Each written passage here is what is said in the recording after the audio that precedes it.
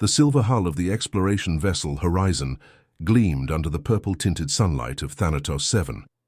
Captain Ji-Woo Park stood at the ship's exit ramp, her dark eyes fixed on the scanner in her hand. The device beeped steadily, its screen showing readings that made her eyebrows rise. "This can't be right," she muttered. Behind her, Science Officer Tae-ho Kim adjusted his uniform and peered over her shoulder. "What is it, Captain?" Ji-Woo showed him the scanner. "According to the Galactic Concord database, we're standing at the edge of the most dangerous Deathworld in charted space. The gravity should be crushing us. The air should be burning our lungs, and yet—" She took a deep breath of the warm, humid air that swirled around them. It smelled of rich soil and strange flowers. "It feels like the botanical gardens back in Seoul," Tae-ho said with a small smile. The rest of the human crew gathered at the ship's entrance. There were 5 of them total: Ji-Woo Tae-ho, Medical Officer Min-ji Song, Security Chief Jun-ho Kang, and Communications Specialist Han-Yul Lee. All of them wore the standard blue uniforms of the Earth Exploration Corps, but none had put on the protective gear that protocol demanded for Deathworld exploration. "Captain, the alien observers are having fits in the comms room," Han-Yul said, holding up her tablet. "They're demanding we return to the ship immediately and follow quarantine procedures." Ji-Woo looked out at the landscape before them. Massive trees with trunks wider than their ship stretched toward the sky. Colorful vine-like plants hung between them, and in the distance, a waterfall thundered down a cliff face. The air was thick, with moisture, and somewhere in the undergrowth, creatures called to one another with low, rumbling cries. "Tell them we're conducting standard exploration procedures," Ji-Woo said. Jun-ho stepped forward, his hand resting on his sidearm. "With all due respect, Captain, those creatures sound big. Maybe we should at least carry extra weapons." "The scanner shows nothing immediately dangerous," Ji-Woo replied. "Let's set up a base camp near that clearing and take some samples." The team moved cautiously into the forest. The ground beneath them was soft and springy, covered in moss-like growth that glowed faintly where they stepped.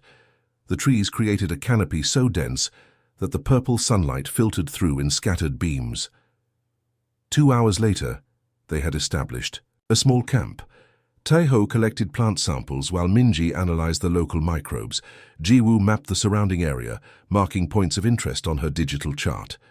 "The gravity is only 1.2 times Earth standard," she noted. "The Concord database listed it as 3 times. That's a major discrepancy." Min-ji looked up from her portable lab. "The microbes here are complex but no more dangerous than those in Earth's tropics. Our immune systems can handle them easily. And these plants," Tae-ho added, holding up a leaf that changed colors as he touched it, "they're extraordinary, but not deadly. Some are even similar to Earth species." A sudden buzzing sound made them all turn. A silver shuttle descended from the clouds, bearing the symbol of the Galactic Concord, a spiral of stars on a blue field. It landed at the edge of the clearing, and a ramp extended. A tall, thin figure emerged. It had pale blue skin that seemed almost translucent, 4 long arms, and a head with no visible eyes, only sensor organs that pulsed with soft light. It wore an environmental suit that covered most of its body, with a clear helmet revealing its alarmed expression. "Officer Nix," Ji-Woo greeted, recognizing the Concord's diplomatic liaison assigned to human expeditions. "Captain Park." Nix's voice came through a translator on his suit. "What madness is this? You and your crew should be dead or dying. This planet is classified as Level 9 hostile." Ji-Woo gestured around them. "As you can see, we're perfectly fine. In fact, Jun-ho is preparing a meal if you'd care to join us." The security chief had indeed set up a small cooking station and was heating ration packs over a portable stove. The smell of spiced rice and vegetables filled the air. Nix's sensor organs pulsed rapidly, the equivalent of widened eyes. "You're eating? In the open air on Thanatos 7? "We've checked everything," Min-ji explained gently. "The air, the soil, the local biology, none of it poses any significant threat to humans." Nix's 4 hands made nervous gestures. "Impossible. This world has killed 17 exploration teams from various Concord species." "Perhaps," Ji-Woo said, accepting a bowl of food from Jun-ho. "What's deadly to the Concord isn't deadly to us." She sat on a fallen log and took a bite of her meal. The others joined her, leaving Nix standing alone in his protective suit, trembling slightly. "This isn't dangerous," Jiwoo told the alien with a reassuring smile. "This feels like home." As they ate, a massive creature with 6 legs and iridescent scales moved through the distant trees. It paused, seemed to scent the air, and then deliberately moved away from the humans. Nix watched in astonishment. "The apex predator of this region. It's avoiding you." "Interesting," Taeho said, making a note on his tablet. "Perhaps it recognizes us as something to be cautious about." Jiwoo looked up at the alien trees, then back to the scared diplomat. Her theory was forming in her mind, one that might change everything about humanity's place in the galaxy. The science vessel Curiosity hung in orbit above Thanatos 7, its observation windows offering stunning views of the purple-blue planet. Below, inside the main laboratory, Captain Jiwoo Park stood before a group of scientists and one very unusual alien visitor. "As you can see from our readings," Jiwoo said, gesturing to the data displayed on the large screen behind her, "Thanatos 7's conditions are nearly identical to Earth's equatorial rainforests." Dr. Hyunwoo Lee, the expedition's lead xenobiologist, stepped forward. He was a tall man with round glasses and a thoughtful expression. His fingers danced across the control panel, bringing up side-by-side comparisons of atmospheric readings, soil samples, and gravity measurements. "The Galactic Concord classified this as a Level 9 Deathworld," Hyunwoo explained. "Yet our team spent 3 days on the surface with no protective gear and suffered no ill effects," the scientists murmured among themselves. On the far side of the room sat Zal, an anthropologist from the Viridian species. Unlike most aliens who dealt with humans, Zal had dedicated years to studying Earth and its inhabitants. The alien's green skin glistened under the lab lights, and its 4 eyes blinked at different times as it processed the information. "There must be some mistake in your readings," one of the human scientists suggested. "Perhaps your equipment was affected by local conditions." Jiwoo shook her head. "We used 3 different sets of equipment, including Concord standard measuring devices. The results were consistent." Hyunwoo brought up a new set of images on the screen. "This is what convinced me something bigger is happening. Look at these comparative analyses." The screen showed Earth environments on one side and Deathworld classifications on the other. The Sahara Desert, next to a planet called Dryth 4. Antarctica, beside a frozen world named Glacius. The volcanic regions of Hawaii alongside a planet covered in lava flows. "What these aliens call extreme conditions are just Earth," Hyunwoo said, his voice growing excited. "Different parts of Earth, but still our planet." The room fell silent as the implications sank in. "Are you suggesting," a senior scientist asked slowly, "that Earth itself would be classified as a death world by Concord standards?" Jiwoo and Hyunwoo exchanged glances. "That's exactly what we're suggesting," Jiwoo confirmed. "And if that's true, it explains why we can walk freely on worlds that kill other species." From the corner, Zal rose and moved toward the center of the room. The alien's movement was fluid but cautious, as if constantly compensating for Earth's gravity. "I have studied your species for 7 of your Earth years," Zal said, voice translating through a small device on its chest. "And I have always been puzzled by human physiology." The alien activated its own datapad, adding new information to the main screen. Charts of human biological systems appeared alongside comparative data from 20 other spacefaring species. "Your dense muscle structure," Zal continued, pointing with a 3-fingered hand. "Your remarkable immune systems that fight off microbes that would devastate other worlds. Your inexplicable endurance that allows you to simply keep moving when other species would collapse from exhaustion." The alien turned to face Jiwoo directly. "Your species shouldn't exist," Zal confessed. "By our understanding, no intelligent life should have evolved in such harsh conditions." The room erupted in conversation. Some scientists argued the theory couldn't be correct, while others began pulling up more data to test it. Jiwoo looked at Hyunwoo, seeing her own excitement mirrored in his eyes. "If we're right," she said quietly, "this changes everything we understand about humanity's place in the galaxy." Hyunwoo nodded and turned to address the room. "We need to test this hypothesis more thoroughly. I propose we cross-reference every planet, classified as a death world against Earth's various biomes. The team worked through the ship's night cycle, processing enormous amounts of data. They pulled records from the Concorde's public scientific database, comparing conditions on dozens of supposedly uninhabitable worlds. By morning, the evidence was overwhelming. Desert death worlds have conditions nearly identical to the Sahara, one scientist reported, displaying her findings. The only difference is slightly higher UV radiation levels. Ice death worlds mirror Antarctica, sometimes with colder temperatures, but still within ranges humans have survived, another added. Even toxic atmosphere death worlds have gas compositions similar to certain periods in Earth's evolutionary history, Hyunwoo said, looking up from his own research. Periods when our ancestors were developing. Jiwoo stared at the compiled data, her mind racing with possibilities. We need to present this to Earth Central Command immediately. Later, in her private quarters, Jiwoo recorded her log entry while looking out at the stars. The implications are staggering, she said softly. Humans didn't just happen to evolve on a difficult world. We evolved on what may be one of the most challenging planets for life in the known galaxy.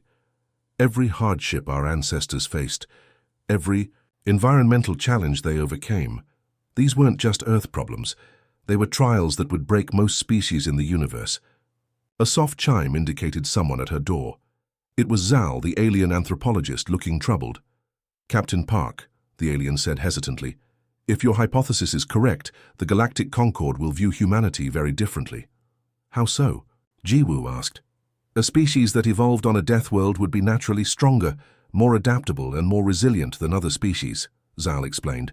Some might see humans as a potential threat rather than as partners. Jiwoo hadn't considered this angle. But we've been peaceful in our interactions. Yes, Zal agreed, but fear often overrides logic. I have lived among humans long enough to know you are not monsters, but others may need convincing. As the sea. Alien left, Jiwoo turned back to the window, watching as Thanatos 7 rotated below.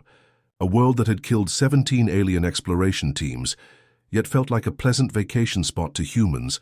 What did that make humanity in the eyes of the galaxy? The great hall of the Galactic Concorde buzzed with nervous energy. Hundreds of representatives from different species sat in rising tiers around a central speaking platform. Some had tentacles, others had wings. Some breathed through gills, others through specialized membranes. But all of them were focused on the small group of humans, standing calmly at the center. The evidence cannot be denied, said the Concorde High Speaker, a tall, willowy being with silvery skin. Earth appears to be what we would classify as a Level 8 death world. Murmurs rippled through the assembly. A representative from the Valuri Confederation rose, their red scales flaring with agitation. If humans evolved on a death world, they could be dangerous. Their strength, their endurance, their resistance to toxins and radiation, these are the qualities of apex predators, not peaceful neighbors. Admiral Sung-Min Choi stepped forward. He was an older human with a weathered face and calm eyes. His uniform bore the combined insignia of Earthfleet and the Galactic Concorde. We understand your concerns, he said, his voice firm but gentle. That is why I propose a joint expedition to test our capabilities and demonstrate our peaceful intentions. The Admiral displayed a hologram showing 3 planets, 3 teams, 3 of the most dangerous death worlds known to the Concorde. Each team will have both human and alien members. The council chamber erupted in shocked exclamations. No alien has ever survived on these worlds, shouted one representative. With proper protective gear and human assistance, they can, Admiral Choi replied. Let us show you that our abilities can be used to help, not harm. After hours of debate, the proposal was approved. 3 weeks later, the expedition ships departed. Captain Jiwoo Park led Team Alpha aboard the specially modified vessel Phoenix. Their destination, Infernus, a world of active volcanoes and rivers of molten rock. Approaching Infernus, announced the pilot as they entered orbit around a planet that glowed orange and red even from space. Jiwoo checked her team. 4 humans, including herself, and 3 aliens who wore the most advanced environmental protection suits the Concorde could provide. One was Zal, the anthropologist who had studied humans for years. "Remember," Jiwoo told everyone, "we stay together at all times. The surface temperature averages 150 degrees Celsius. The air contains sulfur compounds toxic to most species." "How will you humans survive?" asked Miran, a blue-skinned scientist from a water world. Jiwoo smiled. "Special cooling suits? Nothing like your full environmental systems, but enough to keep us from cooking." The shuttle landed on a relatively stable plain of black rock. When the doors opened, waves of heat rolled in despite the vessel's shields. The aliens flinched back, but the humans stepped forward, their silver cooling suits reflecting the hellish landscape. Outside, the world was beautiful in its deadly way. Rivers of lava flowed between jagged mountains that belched ash into the sky. Lightning crackled in the dark clouds above, and the ground trembled constantly. "Readings show us stable. Area 2 kilometers east," Jiwoo said, consulting her scanner. "Let's move carefully." They walked across the blackened plain, the aliens moving awkwardly in their bulky protective gear. Zal studied the humans with all four eyes, noting how easily they navigated the treacherous terrain. "Your cooling suits must be remarkable," Zal commented. "The external temperature is now 180 degrees. "They're good," Jiwoo agreed, "but not perfect. We're still sweating like crazy in here." After an hour of careful progress, they reached a strange formation. Columns of black stone rose from the ground in patterns too regular to be natural. "These are artificial," exclaimed Sunmi Kang, the team's archaeologist. She moved forward, examining the structures with her scanner. "They're buildings, or what's left of them." The team spread out, discovering more ruins half buried in the cooled lava. Sunmi carefully cleaned one wall section, revealing carvings. "These are amazing," she said, her voice filled with wonder. "They show figures that look almost human, but with thicker limbs and what appears to be natural heat shielding." "Let me see," Zal said, moving closer in the bulky suit. The carving showed bipedal beings working with what appeared to be tools, building structures, and standing near flowing lava without protection. "These carvings," exclaimed Sunmi, "they're anatomically similar to humans, but clearly evolved separately. They were native to this world, a different Deathworld species," Jiwoo whispered. "We're not alone." Their discovery was interrupted by an emergency transmission from Team Gamma on Tartarus, the radiation world. "Mayday! Shuttle crash on landing. 3 crew injured, including both alien members." Jiwoo's team rushed back to their ship and set course for Tartarus, a sickly green planet surrounded by radiation belts so intense they glowed visibly in space. When they arrived, they found the Team Gamma shuttle half buried in green glowing soil. Engineer Dae-hyun Yoon and the other human crew members had dragged the injured out of the wreckage, but the alien scientists were in critical condition, their environmental suits damaged. "The nearest safe landing zone is 8 kilometers away," the rescue coordinator reported, "and the radiation levels between here and there are off the charts." "We'll carry them," Dae-hyun said simply. The human members donned radiation suits, much lighter than the aliens' full environmental systems, and carefully lifted their injured colleagues. "How will you manage in this radiation?" gasped Vex, an alien scientist whose protective suit was failing. "Even with protection, these levels are lethal within minutes." Dae-hyun lifted the alien gently. "Our suits will help. And humans have surprising radiation tolerance compared to most species." They began the trek across the glowing landscape. Halfway to the extraction point, the radiation levels spiked so high that the measuring devices simply stopped working. "How? Are you not dying?" gasped Vex as Dae-hyun carried him through radiation that should have been instantly fatal even through protection. "Just a bit uncomfortable," Dae-hyun replied with a shrug, but Jiwoo could see the pain in his eyes. The humans would need treatment later, but they would survive levels that liquefied the internal organs of other species. When they finally reached the rescue ship, the aliens were rushed to medical pods. The humans sat together, exhausted, but alive, as the ship lifted off. "You know what this means," Jiwoo said quietly. "The Deathworld hypothesis is confirmed. Earth isn't just a hard world, it's one of the hardest in the known galaxy." Across the room, Zal watched them with new understanding and perhaps a touch of fear. The medical bay of the Curiosity buzzed with activity. The humans from all 3 expedition teams underwent extensive tests after their return. Blood samples, tissue scans, and genetic analyses filled the screens around the room. Dr. Yoon-ji Kwon sat hunched over her workstation, her eyes red from lack of sleep. For 3 days straight, she had been analyzing the data collected from the humans who survived the Deathworld expeditions. Something in the results puzzled her deeply. "This can't be right," she muttered, running the analysis program again. Ji-woo entered the medical bay, her arm still bandaged from the radiation burns she'd received on Tartarus. "Any news, Doctor?" she asked. Yoon-ji looked up, her face a mixture of confusion and excitement. "Captain, I need to show you something." She gestured to the large screen on the wall and transferred her data. Complex genetic sequences appeared, parts highlighted in red. "This is human DNA," Yoon-ji explained. "Specifically, these are the sequences that allowed you and the others to survive conditions that should have killed you." "Natural adaptations," Ji-woo suggested. Yoon-ji shook her head. "That's what I thought at first, but look here." She zoomed in on one section. "These patterns are too precise, too perfect. They don't show the randomness of natural evolution." "What are you saying?" "These are engineered sequences," Yoon-ji said, her voice dropping to almost a whisper.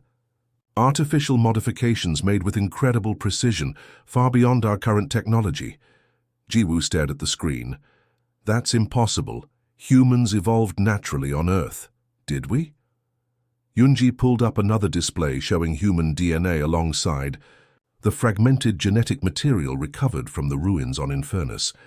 "There are similarities here that can't be coincidence." Within hours, the ship's conference room was filled with the expedition leaders and key scientists. Dr. Yoon-ji Kwon stood before them, presenting her findings.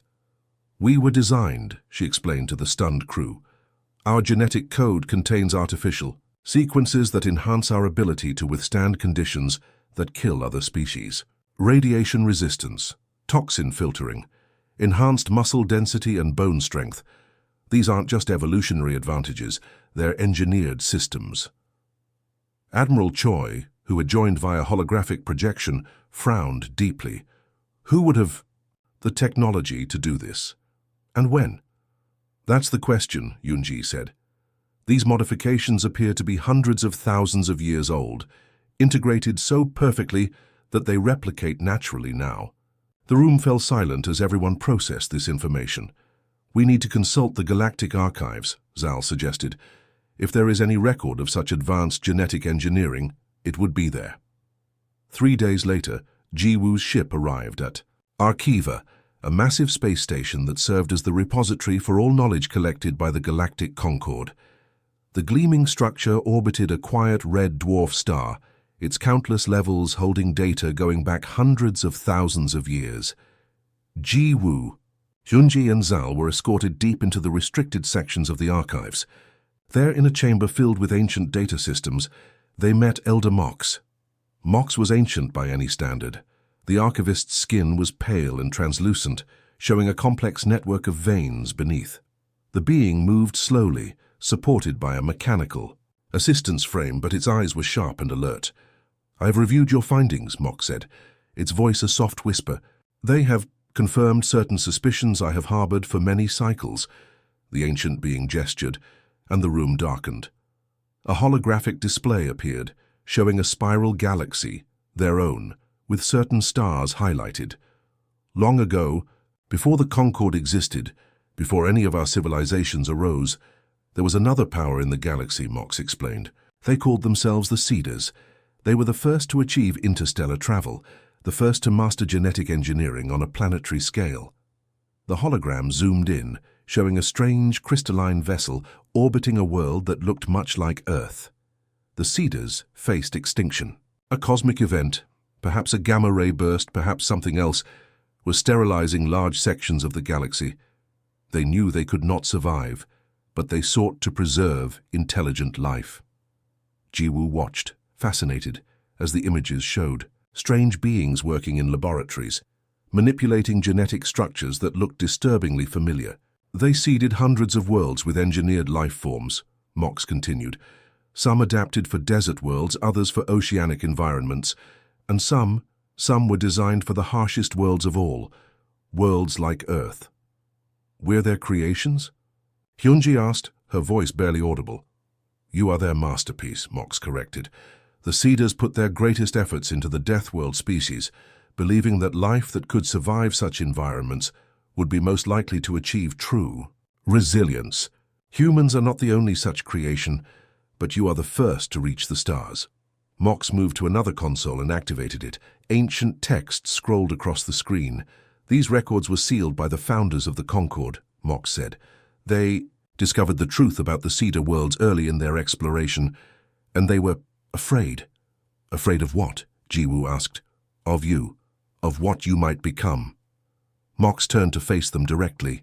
The Deathworld classification was deliberately created to quarantine planets where Cedar creations might evolve. Your people were meant to be contained, not contacted. Jiwoo felt cold, despite the comfortable temperature of the room. You've been watching us, waiting for us to destroy ourselves. Not I, Mox said gently. This was decided long before my time. But yes, the policy has been to monitor Deathworld species and prevent their expansion if possible.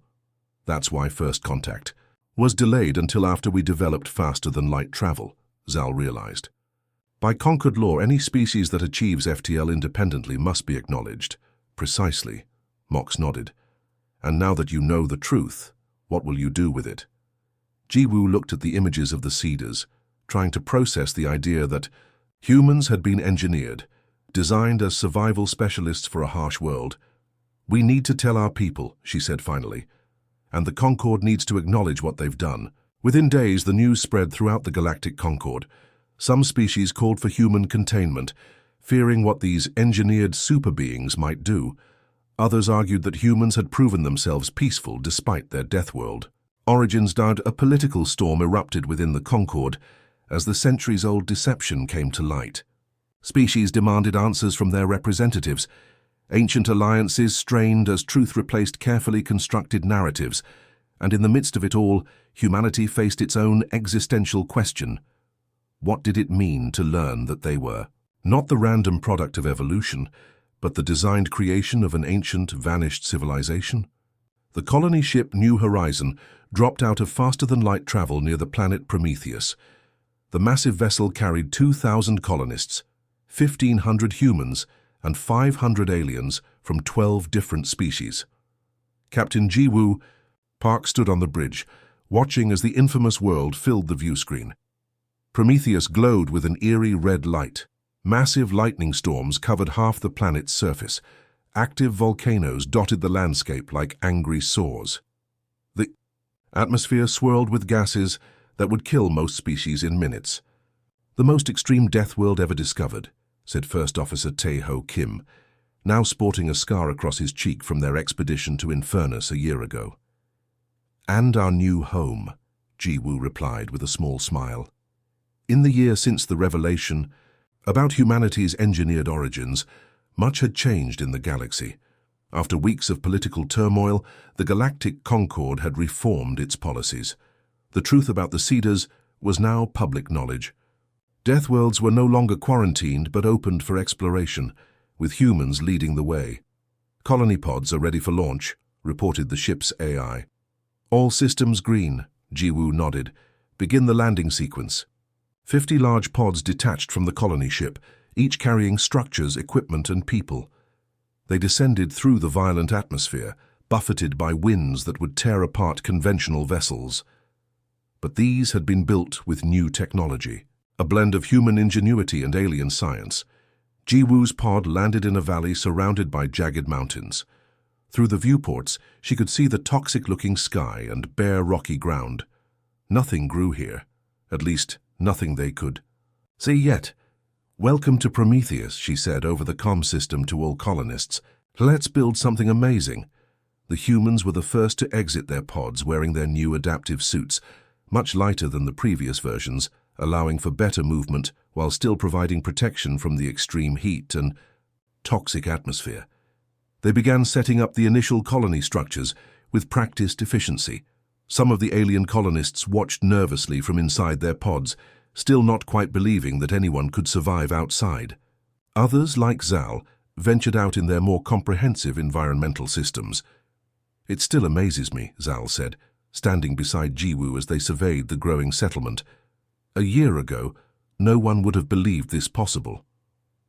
By the end of the first week, the colony's main structures were in place. Domed habitats provided safe environments for the alien colonists. Power generators created fields that began slowly processing the atmosphere in their immediate vicinity.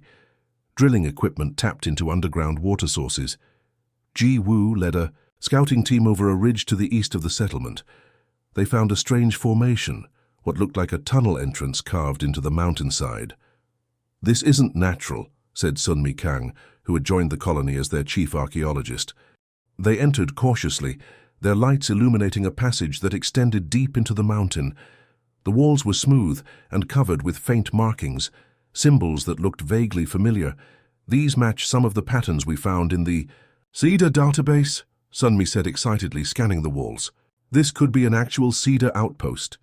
The tunnel led to a large chamber filled with ancient, dormant technology. At the center stood a pedestal with what appeared to be a recording device.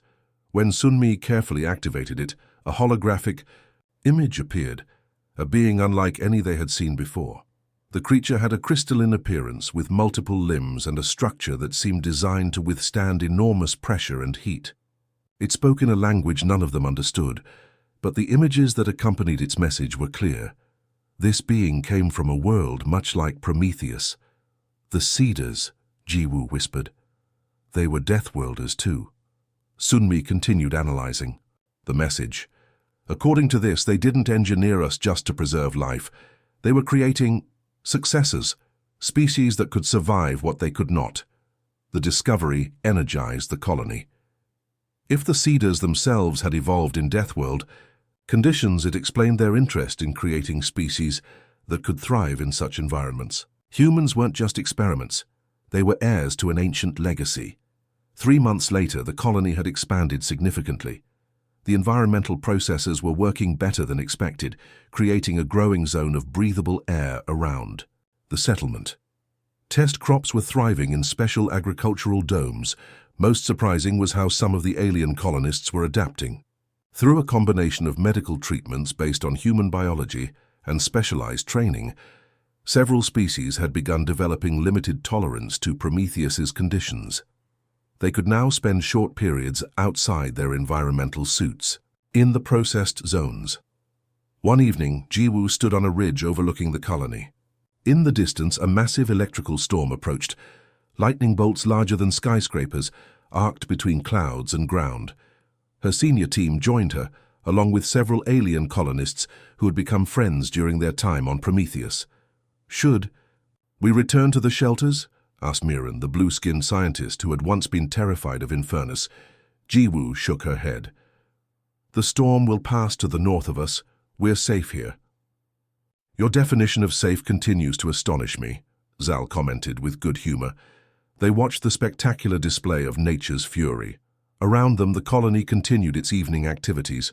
Humans moved about without concern, while some braver aliens had joined them outside the protective domes. "I never thought I would stand on a Deathworld and feel almost comfortable," Mirren admitted. "That's the point of all this," Jiwoo said. "We're not just surviving here, we're transforming this place, just as our ancestors transformed Earth. And in the process, we're all being transformed too." The storm intensified, lighting up the alien landscape with brilliant flashes. New buildings gleamed in the electric light, and in the agricultural domes, the first crops of Prometheus-adapted plants grew strong. "The Cedars created us for this," Jiwoo continued, "not just to survive, but to bring life to places where it struggled before, to be bridges between different worlds." A particularly massive lightning bolt struck a mountain peak nearby, sending a shower of molten rock into the air. The aliens flinched, but remained in place, trusting Jiwoo's judgment. "To us," Jiwoo said, watching the alien landscape illuminate. "With each flash, every Deathworld in the universe is just another Earth, another challenge to overcome, another home to build." As the storm passed, leaving a strange, beautiful clarity in its wake. Jiwoo looked up at the stars. Somewhere out there, perhaps other cedar creations were discovering their own purpose. Perhaps someday they would meet, children of the same ancient vision, ready to transform the galaxy together.